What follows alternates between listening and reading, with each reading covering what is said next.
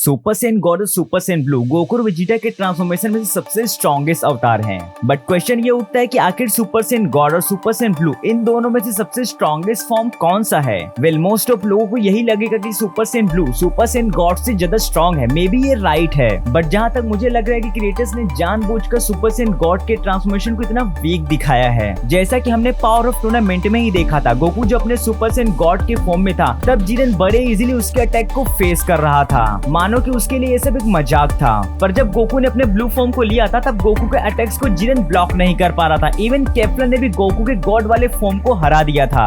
यहीं से क्लियर होता है कि blue form stronger than super Saiyan God. But जरा आप ही सोचो, गोकू के इस ट्रांसफॉर्मेशन ने बीरस से फाइट की थी और इतने लंबे टाइम तक उसके सामने खड़ा भी रहा और बीरस को इतना स्ट्रॉन्गली टक्कर भी दिया, तो वो फॉर्म भला इतना वीक कैसे हो सकता है? सुपर सैयन गॉड का ट्रांसफॉर्मेशन पहले से ही काफी कॉम्प्लिकेटेड था। इस अवतार को लेने के लिए सैयन्स के 5 प्योर हर्ट सैयन्स की पावर्स की जरूरत पड़ती है। हालांकि ये ट्रांसफॉर्मेशन टेम्परेरी होता है, बट ये अवतार एक एंशिएंट अवतार है। सैयन्स की हिस्ट्री में एंशिएंट सैयन ये सबसे इंपॉर्टेंट रोल को प्ले करते हैं। एंशिएंट सैयन जिन्हें इविल सैयन्स भी कहा जाता है, वो सिर्फ डिस्ट्रक्शन करते हैं। एंड ड्यूरिंग दिस इवेंट एक सुपर सैयन गॉड का इवॉल्व हुआ था जिसने सभी इविल सैयन्स को खत्म किया था। उसके बाद मॉडर्न सैयन्स में सुपर सैयन गॉड के ट्रांसफॉर्मेशन को लेने की एबिलिटी नहीं थी, बट कुछ ऐसे भी सैयन्स थे जो इस फॉर्म को बड़े इजीली ले भी सकते थे। कहा तो ये भी जाता है कि सुपर सैयन गॉड का ट्रांसफॉर्मेशन डिवाइन एनर्जी से कंप्लीटली फील होता है।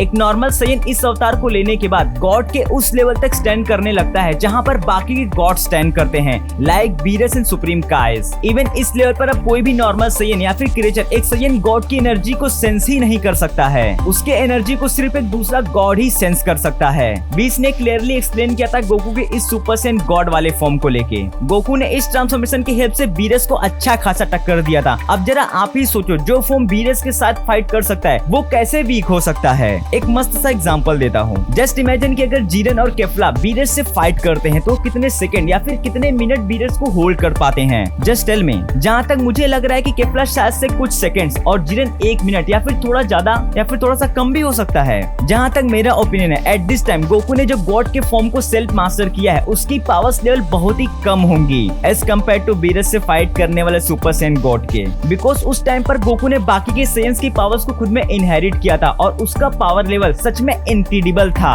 इतने मैसिव एनर्जी को हैंडल कर पाना सच में काफी मुश्किल है। वैसे इस पॉइंट पर आपको क्या लगता है? प्लीज मुझे कमेंट करके बताना। एंड जाने से पहले प्लीज हमारे चैनल को सब्सक्राइब भी कर लेना।